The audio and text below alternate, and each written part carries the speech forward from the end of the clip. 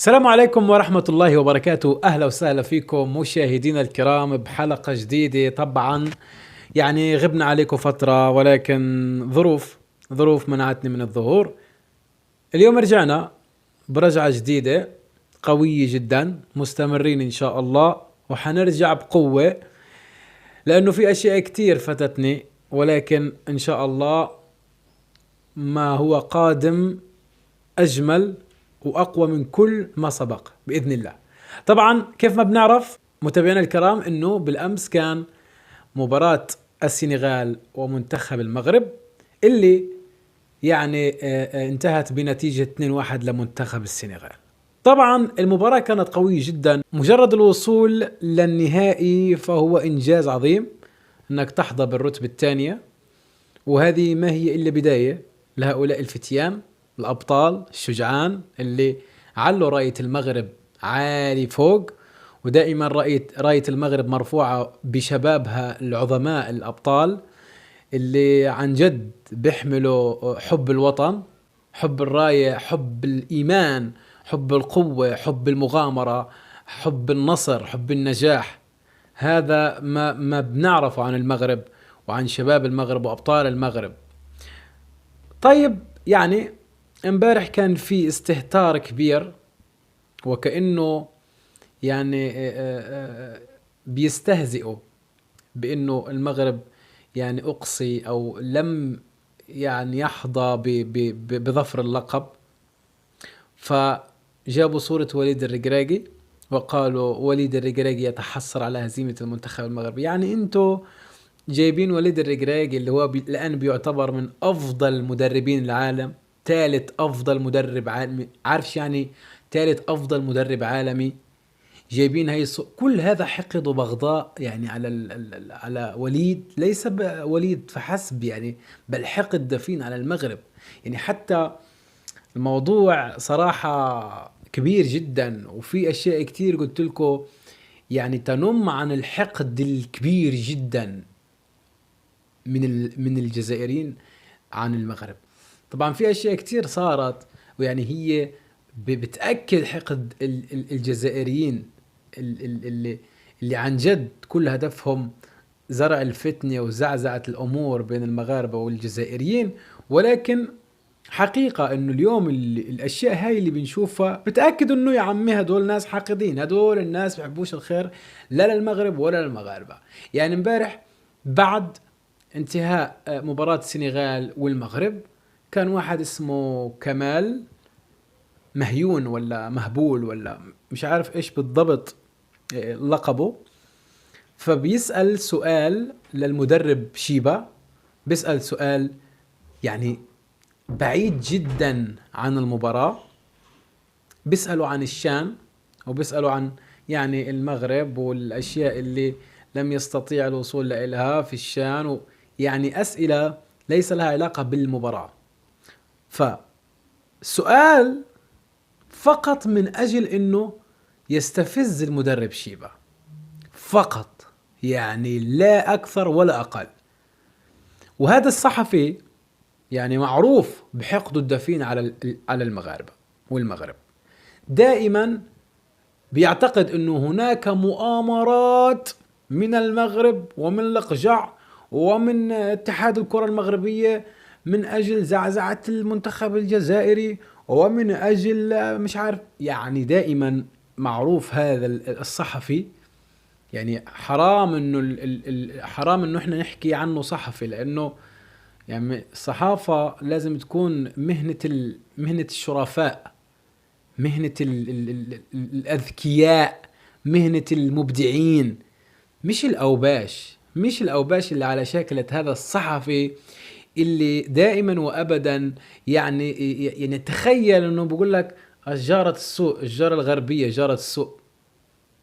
يعني شو هذا الحقد؟ وحتى كيف يعني لهذا النظام الذي عن جد بيأكد انه هو من يدعم هؤلاء من اجل سب المغاربة، كيف للنظام بأن يقبل لصحفي عبر قناة تلفزيونية تابعة للنظام بأنه يعني يتلفظ بألفاظ قبيحة وكلام يعني صحيح انه الانسان بخجل يسمعه من شخص عربي اسلامي، بيأكد حقيقة الحقد الدفين اللي موجود عنده وعند كتير على شكلته.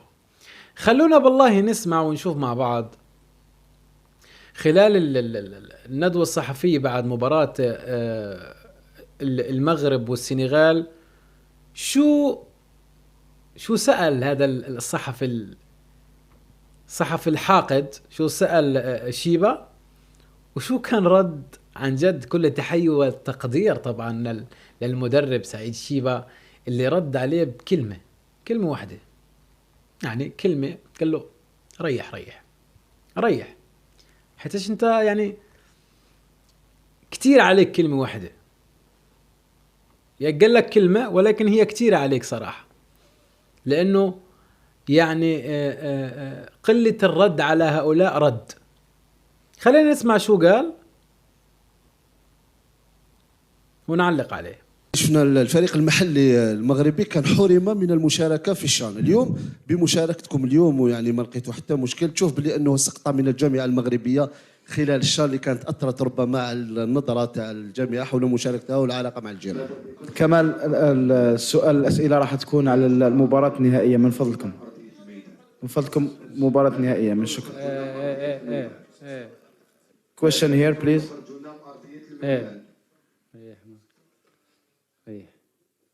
تفضل. Question here please.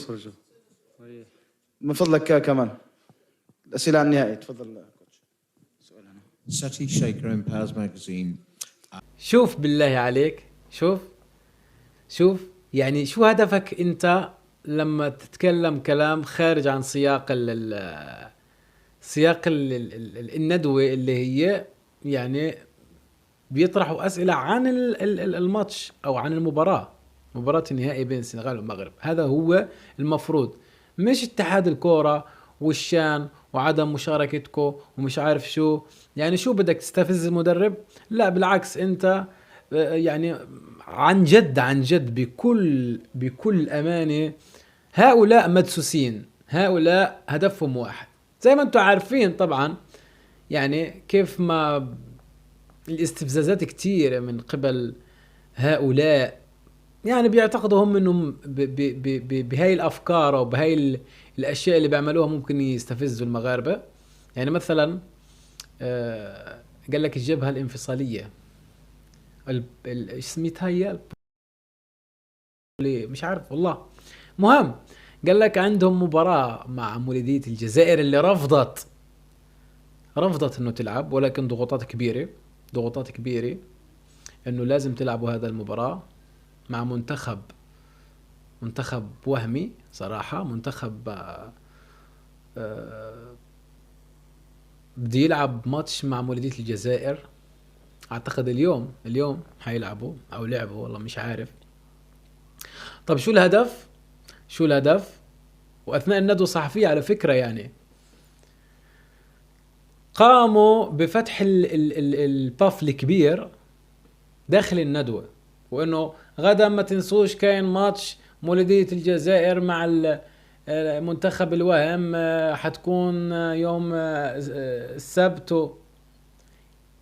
شو الهدف؟ وشو الهدف اصلا من انه انت تعمل مباراة في نهائي الامم الافريقية 17 سنة اللي وصل لإله منتخب المغرب فقط من اجل الاستفزاز؟ ولكن خلونا نشوف الاخ هذاك مهبول ولا مهوي ولا كمان مش عارف شو اسمه، نوريكم قديش هو انسان حاقد جدا على المغرب، وقديش دائما وابدا يعني تأكيدا على كلامي انه مداخلته في هاي الندوة الصحفية ليس فقط من اجل انه بده يطرح هذا السؤال، بالعكس هو بده يستفز شيبة فقط. واللي بيأكد كلامي هذا الفيديو اللي راح اوجيكم اياه، اللي دائما يعني بيلقي التهم على الاتحاد المغربي لكرة القدم، وبيلقي التهم على رئيس الاتحاد فوزي القجع وانه هناك مؤامرة من اجل زعزعة المنتخب الجزائري، وانه مهم. خلونا نشوف شو كان سؤال المذيع له. طبعا هذا كان حوار قديم على قناة النهار. شوف المذيع شو سأله، شو كان رده، وشوفوا عن جد قديش هو إنسان تافه وحاقد.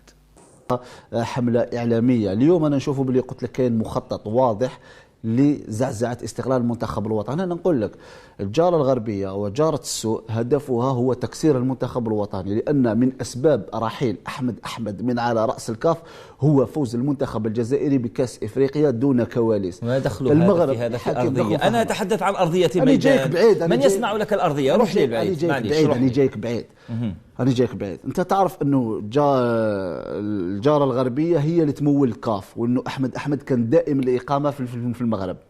بعد تتويج الجزائر المغاربة لم يهضموا كيف توجت الجزائر بكأس الكاف، يريدون تحطيم المنتخب الجزائري، يريدون فوز الأقجع والجامعة المغربية والمغرب كدولة يريدون تحطيم المنتخب.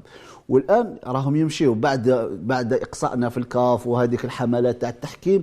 اليوم بطريقة أو أخرى استطاعوا أن يصلوا ربما إلى مبتغاهم عن طريق التأثير المنتخب الوطني. اليوم جمال بالماضي وش قال لك؟ أنني أحارب في الخارج. معليش،